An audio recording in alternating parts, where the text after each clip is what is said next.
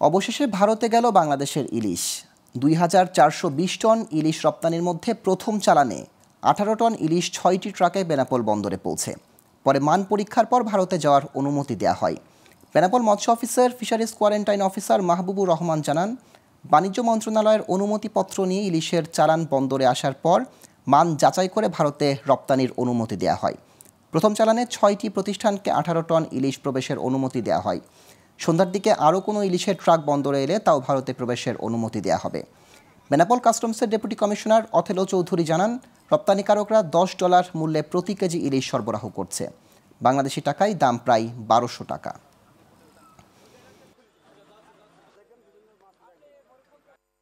বাণিজ্য মন্ত্রণালয় ৪৯টি প্রতিষ্ঠানকে ২৪২০ মেট্রিক টন ইলিশ মাছ ভারতে রপ্তানির অনুমতি প্রদান করে।